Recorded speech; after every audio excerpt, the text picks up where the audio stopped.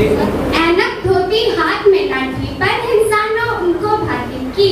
ऐनक धोती हाथ में लाठी पर इंसानों उनको भागी। सत्य और अहिंसा के पुजारी हमारे राष्ट्रपिता महात्मा गांधी। महात्मा गांधी। सुप्रभात, मेरा नाम नंदिनी चौहान है। मैं कक्षा 9वीं की छात्रा हूँ। खादी मेरी शान है, कर्म मेरी पूजा है। खादी मेरी शान है, कर्म मेरी पूजा है। सच्चा मेरा कर्म है और हिंदुस्तान मेरी जान है। हिंदुस्तान मेरी जान है। सुप्रभात, मेरा नाम निधि है। मैं कक्षा 9वीं की छात्रा हूँ। हम दोनों आज गांधी जयंती के इस शुभ अवसर पर एक भाषण प्रस्तुत करने जा रहे हैं। बापू का जन्म 2 अक्टूबर सन 1871 को गुजरात के पोरबंदर नामक स्थान पर हुआ था। उनका पूरा नाम मोहनदास करमचंद गांधी था। देश को आजादी दिलाने में उन्होंने एक महत्वपूर्ण भूमिका निभाई थी।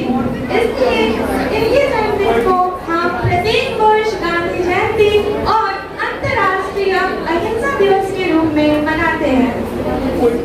बहुत सी बार गांधी जी को जेल भी जाना पड़ा, किंतु उन्होंने हिम्मत नहीं हारी और अपने आंदोलन एक के बाद एक जारी रखे।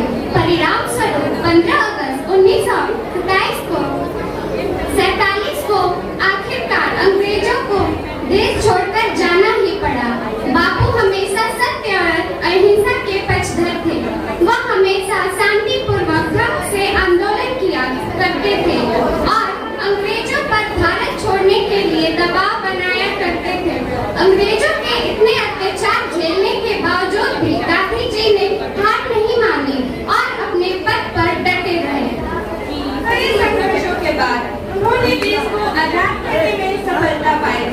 भारत की आजादी के 1 वर्ष के बाद नाथूराम गोडसे द्वारा गोलीबार कर गांधी जी की हत्या कर दी गई और इस प्रकार से शांति दूत हम सबके बीच से विदा हो गए।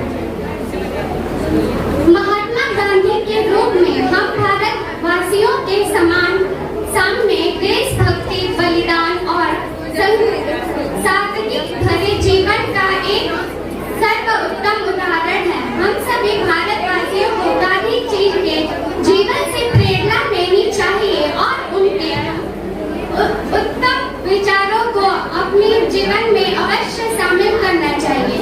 अंत में 2 पंक्तियों के साथ मैं महात्मा गांधी जी को श्रद्धांजलि देना चाहूंगी। अहिंसा की लाठी थाम आजादी की रखना। अहिंसा की लाठी थाम आजादी की रखना। बापू तूने अंग्रेजों की जड़ें यूं हिलाई थी, जड़ें यूं हिलाई थी। वक्त था बड़ा गंभीर, न पकड़ी तूने समझी। वक्त था बड़ा गंभीर, न पकड़ी तूने समझी। तेरी